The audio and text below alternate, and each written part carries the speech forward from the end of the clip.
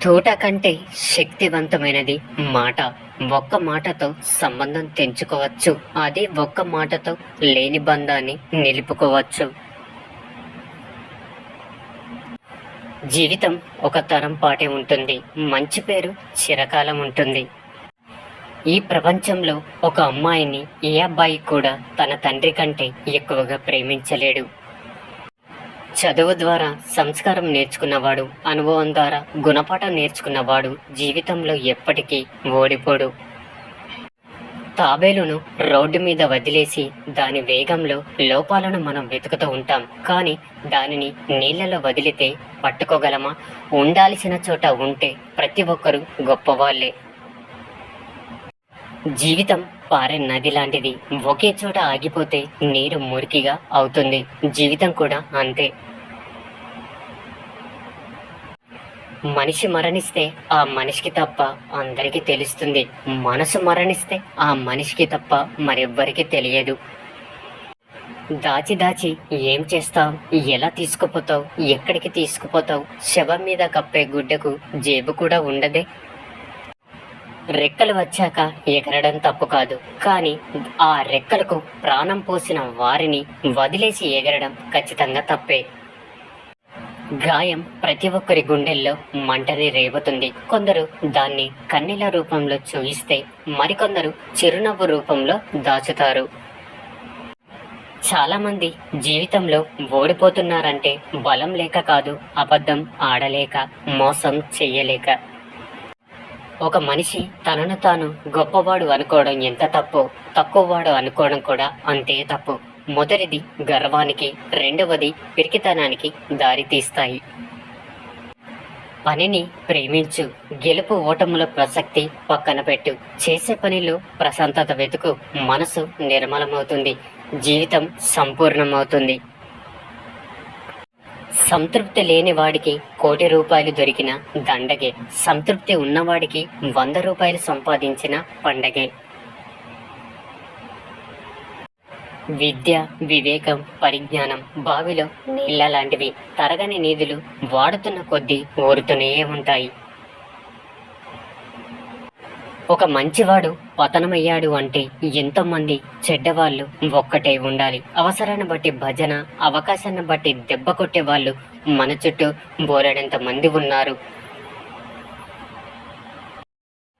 గాలి లేని గదిలో ఒక రోజంతా ఉండగలం ఏమో, కానీ విలువ లేని చోట ఒక్క క్షణం కూడా నిలబడలేము. అద్భుతం జరిగేటప్పుడు ఎవరు గుర్తించలేరు. జరిగిన తర్వాత ఎవరు గుర్తించాల్సిన అవసరం లేదు. మనిషిలో ఉత్సాహం పగటి వెలుతురును ప్రసరింపజేస్తుంది. అంతేగాక మనసును నిరంతరం పవిత్రతతో నింపుతుంది.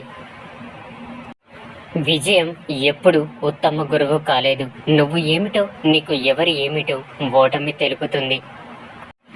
జీవితంలో పాజిటివ్గా ఆలోచించేందుకు మనల్ని మనం ప్రేమించుకోవడం ఎంతో ముఖ్యం. నిజం ఎప్పుడు మనం తీసుకునే ముందస్తు ప్రణాళికపై ఆధారపడి ఉంటుంది. ముందస్తు ప్రణాళిక లేని పని అపజయానికి దారితీస్తాయి. అర్థం చేసుకున్న ప్రతి వ్యక్తి ఒక అద్దం లాంటివాడే. మనల్ని మనమే అందులో చూసుకుంటాం. డబ్బులు పొదుపు చేసేవాడి కంటే మాటలు అదుపు చేసేవాడే అత్యంత సంపన్నుడు. నిర్లక్ష్యం అనే పదం చాలా చిన్నది, కానీ దానివల్ల కలిగే గాయం చాలా పెద్దది. అందుకే దేనిని, ఎవరిని ఎప్పుడు నిర్లక్ష్యం చేయకండి. విమర్శించి విలువ తగ్గించుకోవడం కన్నా విశ్లేషించి సరిచేయడం ఉత్తమం. సరైనదే అయితే ప్రశంసించి ప్రోత్సహించడం ఉత్తముడు లక్షణం. ఆలోచించి తీసుకున్న నిర్ణయం, కష్టపడి తెచ్చుకున్న అవకాశం, ఓటమి తర్వాత వచ్చే అనుభవం, గొప్ప వ్యక్తిత్వం వల్ల వచ్చే అభిమానం వృధాగా పోవు. శృంగారాన్ని మించిన ఆనందం లేదు. కామాన్ని మించిన రోగం లేదు. రేపు వస్తుందో రాదో తెలియదు. ఈరోజు ఈ క్షణం ఆనందించు, ఆస్వాదించు. నీ జీవిత పుస్తకాన్ని అందరికీ తెరిచి చూపించకు. ఎందుకంటే నీ భాష కొందరికి మాత్రమే అర్థమవుతుంది. మనిషికి నాలుక ఒకటే, చెవులు మాత్రం రెండు.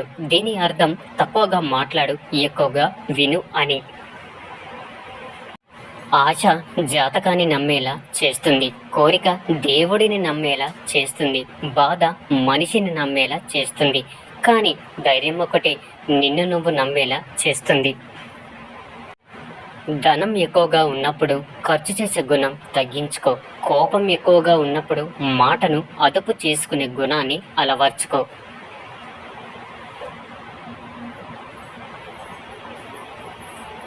నీకు ఇష్టం వచ్చినట్టు జీవించే హక్కు నీకు ఎలా ఉందో, ఆ ఇష్టం వలన వేరొకరు బాధపడకుండా ఉండే బాధ్యత కూడా ఉంది. ఎంత ఎత్తుకు ఎదిగినా ఎప్పుడు కొత్త విషయాలు తెలుసుకునే విద్యార్థిగానే ఉండు. అది నిన్ను మరింత ఉన్నత స్థాయికి తీసుకెళ్తుంది.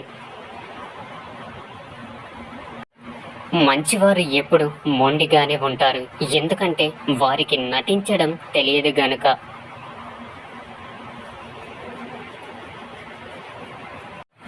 మనం ఏదైనా తింటే కడుపులో ఉండిపోదు, కానీ మనం ఎవరినైనా ఏమైనా అంటే వారి మనసులో ఉండిపోతుంది. అందుకే ఒక మాట అనే ముందు ఆలోచించాలి.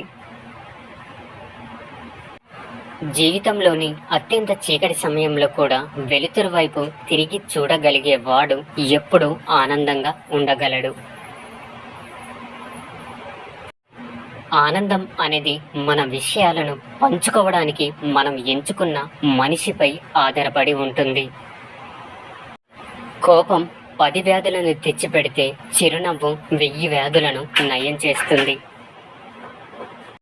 తల్లిదండ్రులు ఎలా పెంచారు అనేది ముఖ్యం కాదు, నువ్వు ఎలా పెరిగావు అనేదే ముఖ్యం. ఎందుకంటే దానిపైనే నీ సంస్కారం, తెలివి ఆధారపడి ఉంటుంది. రాజసం అంటే నడిచే ప్రవర్తనే తప్ప కూర్చునే కుర్చీ కాదు. మీతో సమాజంలో నడవడానికి ఇష్టపడని వ్యక్తితో ఎన్నడూ నడవద్దు. మార్పుకి సిద్ధంగా ఉన్నప్పుడే కొత్త ప్రపంచాన్ని చూడగలము.